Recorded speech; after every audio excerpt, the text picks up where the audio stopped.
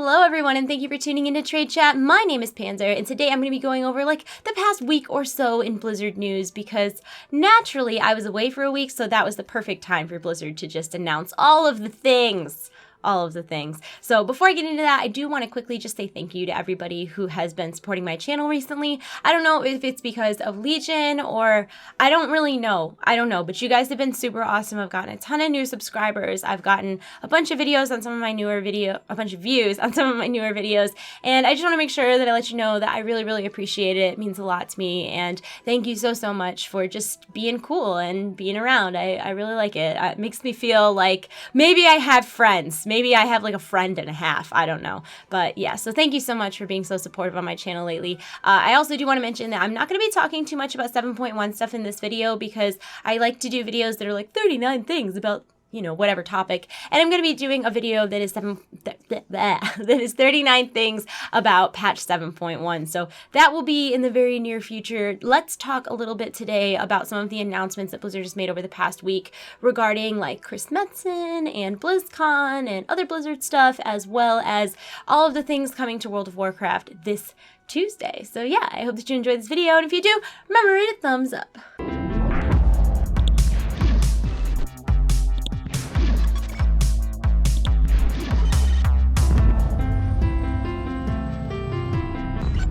So let's kick off the video by talking a little bit about Chris Metzen and his retirement from Blizzard Entertainment.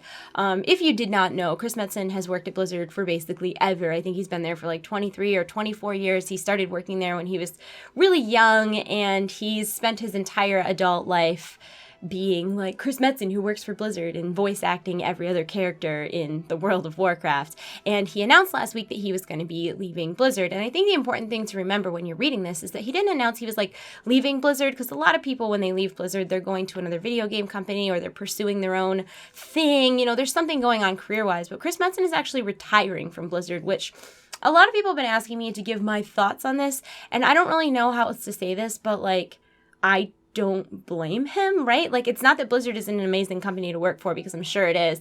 And he's leaving at a time when Blizzard is kind of having this revitalization, I guess. I don't know how else to word it, but right now with Overwatch and Legion, they're sort of in a really great place right now. He's leaving on a very positive note, and he's not leaving to go to another video game company or to pursue some other sort of career option. He's retiring because he's young and he has a wife and kids, and he has his whole life to spend with them. And I'm sure he's made plenty of money, because while I don't know how much he made or what his stock in the company was, I know he was part of Blizzard when they had 20 dudes. I'm sure he has some sort of partial ownership of the company or stocks or something. I'm positive he's still going to be profiting off of Blizzard even in leaving. And isn't that really the dream and the goal, right? Isn't the goal in life to be so successful that you're able to retire and be independently wealthy? So I don't know. I don't blame him. I would love if that was my life, if I just worked really hard and was super successful and was able to retire at 43 and just live my life and be with my family. And I'm sure I'm really sure this is not the last we're seeing of him. I'm sorry, words are hard. I'm sure that we're going to see him again in the future. I'm sure he's still going to be doing little voice acting things through Blizzard here and there. I'm sure we'll see him at BlizzCon. It's not like he is falling off the face of the earth and disappearing from the world as we know it. He's just kicking it and retiring, and good for him. I don't have any negative thoughts about this, and I don't think it's some sort of sign of bad things to come for the company. I mean, I think that if I was 43 and I spent 23 years working for a company and building it into this behemoth, mega giant successful thing, and I had plenty of money, why wouldn't you retire? So good for him. That's my thoughts on that. It's good for him. Before I move on to BlizzCon stuff, I do want to quickly mention that the Warcraft movie is now available on DVD. I don't think it's out on Blu-ray yet, but it will be soon. So if you're planning on picking up the DVD, you can do so now. And select versions of the DVD will actually include a trio of Blizzard-themed and movie-themed codes. So there is the possibility of getting Gul'dan for Heroes of the Storm, Medivh as your mage in Hearthstone, and a 30-day game code, as well as all of the expansions and the base game up to Legion. editions. So if you were interested in any of those things, now would be the time to do it. I know a lot of people were disappointed because it was announced that there wouldn't be any like director's cut or special edition or anything like that, which is kind of not uncommon, right? Like a lot of times when the DVD or the Blu-ray comes out, it isn't immediately available to have some sort of like special edition, collector's edition, extended edition. But if the sales do well, then they'll put that money into a collector's edition. So if it is something you really wanted to see, it's probably worth spending the $20 and getting the DVD and hoping that a bunch of other people do the same thing. But either way, if it's something that you wanted to support, you can do that now. Also announced while I was AFK and unable to make a video were the BlizzCon 2016 digital loot items. Now, of course, all of the people physically attending the convention will receive these in their goodie bags, but also all of the people who buy the virtual ticket and watch from home will be getting these digital items as well. So if you want to get these, you still totally can, and if I remember, I will put a link in the info below. If I don't remember, just leave a comment and I'll put a link in the info below. But let's check it out. First up is the Legionnaire Murky and Knight Captain Murky World of Warcraft in-game companion pets, and I'm not sure if you get both the same way you do with like the Moonkin hatchling or if you have to choose one or the other, but they are both very, very cool and they certainly show off a lot of pride for your faction. Next up is the BlizzCon 2016 Bastion skin, which is obviously a very cool skin, but the best part is that if you're a World of Warcraft player, you'll notice that his little Ganymede bird is Pepe, who was the most positive thing to come out of Warlords of Draenor.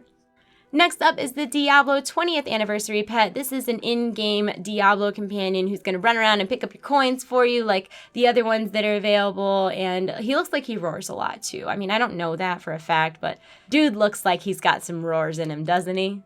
The next thing is the Hearthstone Welcome Inn card back, which kind of resembles the doors to an inn or a saloon. Very clever, very cute. I kind of like that this one isn't specifically BlizzCon themed and just sort of looks cool and Hearthstone-y on its own. Then there is the Heroes of the Storm Nexus Tiger mount, which I'm sure comes in a couple other variants, even though I haven't seen colors of the other variants. I'm sure it does.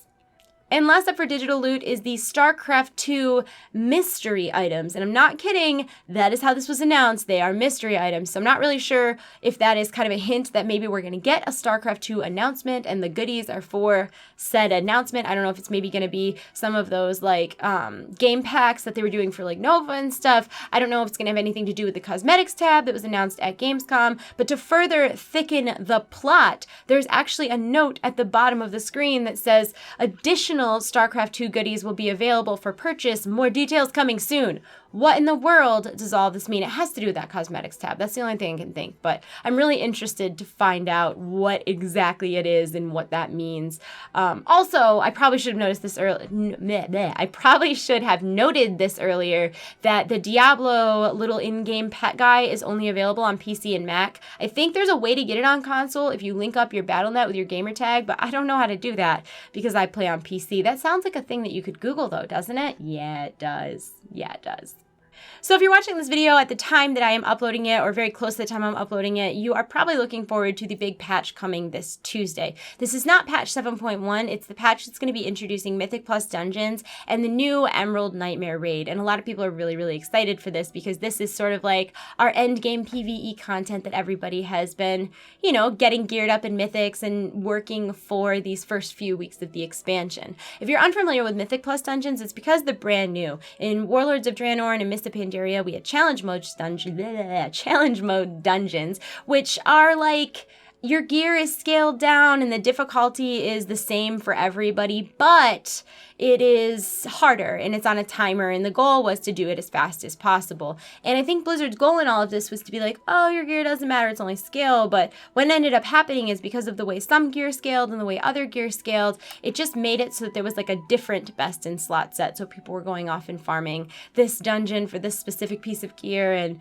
there were best in slot challenge mode sets, which was kind of the defeating the purpose of what Blizzard wanted to do challenge modes for. So fast forward and now we're in Legion, and challenge modes have been replaced by Mythic Plus dungeons, which are essentially the same dungeons that we're in now, but they are harder, and you need this keystone to access them, and then every time you beat it, your keystone will level up a little bit, and then every week the bosses have different affixes on them, which makes the fights change slightly. And this is very reminiscent of Diablo. If you guys have ever played Diablo and done rifts, that's the similar way to these keystones leveling up, and then the affixes do different things, so maybe the mobs will not take as much damage, or maybe they'll do more damage, they'll have an AoE thing, or a fire thing, or a bleed thing. There's all sorts of things that can change about them, and then every time you beat them, your keystone levels up, and it gets a little harder, and it gets a little harder, and your gear matters. Unlike challenge modes where your gear scaled down and everybody's gear was supposed to be kind of the same,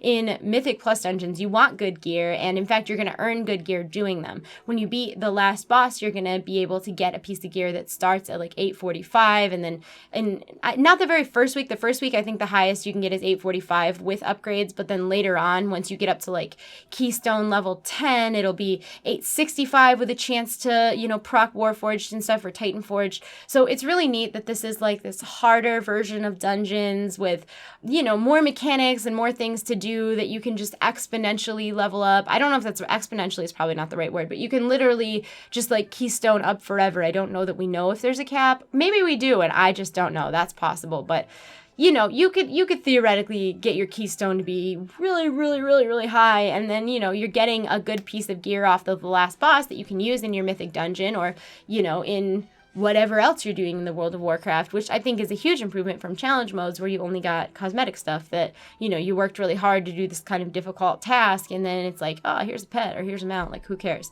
So I really like that they're doing this. I'm excited to try it out. I'm probably going to be terrible, but I can at least admit that. I can look myself in the mirror and say, you are a subpar WoW player, and that's okay, Panzer. I'm kidding. I'm like kind of okay at WoW. I have a self-deprecating sense of humor. I don't know what's wrong with me. Also coming this Tuesday is the new Emerald Raid Nightmare, which I am so excited for, even though because of all the traveling I've done the last month, I am not up to snuff to raid with my guild yet, which sucks. But I don't want to be holding anybody back. Anyways, enough about my problems. The Emerald Nightmare is coming out this week, and what's cool about it is that it is, in my opinion, pretty different from other raids we've done in the past. Rather than going in and killing this boss and then that boss and then this boss and then that boss and then there's your final boss, yay! It is a 7-boss raid. And the first, I believe, 4 bosses can proc in any order, and you have to go through a portal to visit a different part of the world to go fight them. And every time you take one of those portals, the boss and the area is all lore connected, so it's supposed to make sense. And it's all corrupted versions of essentially good guys in the World of Warcraft, and it looks really, really awesome. One of the portals will take you to the Clutch of Corruption, where you will fight Nethendra, a now corrupted version of one of the Green Dragonflight members who used to guard the World Tree, but now she's all, corrupt and evil and pestilency and whatnot. Another portal will take you to Mulgore to fight Elareth Renferal, who was once a mighty druid that was betrayed by her closest allies, and now she just hangs out in spider form, being all corrupt and confused and hateful. Another portal will take you to the Ungoro crater to fight Il'gynoth, Heart of Corruption, which is kind of a boss that is lodged inside of what once was a world tree, and it's just sort of horror incarnate with tendrils and eye stalks, and just it's like a lot of evil. There's a lot of evil things going on there. Another portal will take you to the Emerald Nightmare, where you will fight the dragons of the Nightmare that were formerly the guards of the portals that connected the Emerald Dream to Azeroth, and since then things have gone really downhill for them. The next portal will take you to Moonglade, where you'll fight Cenarius, who is one of the oldest and most powerful protectors of Azeroth, the demigod and father of Druidism, and he has recently been sort of consumed and corrupted in his sleep by the Emerald Nightmare. And the way the blue post is written, it says he may be beyond redemption, so I'm not sure if we're actually going to kill him in this fight, or if we're just going to reduce him to being weak, and then he's going to be like, oh, thank you so much, you've knocked my senses back into me. Rejuvenation, because I'm a druid. And the final portal will take us to the Rift of Aln, where we will fight Xavius, who was once a very powerful mage and a counselor to Queen Ajara, but then he decided to join #Team Sargeras and enable the first invasion of the Legion into Azeroth, and now he's cursed and tormented, and I'm sure he cries about it every night, but we're gonna murder him because he's real rude and let demons in. Frickin' jerk. For more information about the Emerald Nightmare or Mythic Plus dungeons or guides to do either of these, I will have links in the info below. I am going to go because this video got very long, as most of my videos do. I don't know how long it's going to be when edited, but I've been filming for 48 minutes now, so 10 out of 10 time management skills. I'm going to go. I hope you're having a wonderful day. I love you all. You're in my hearts. I'll see you soon. Goodbye. Goodbye. Goodbye.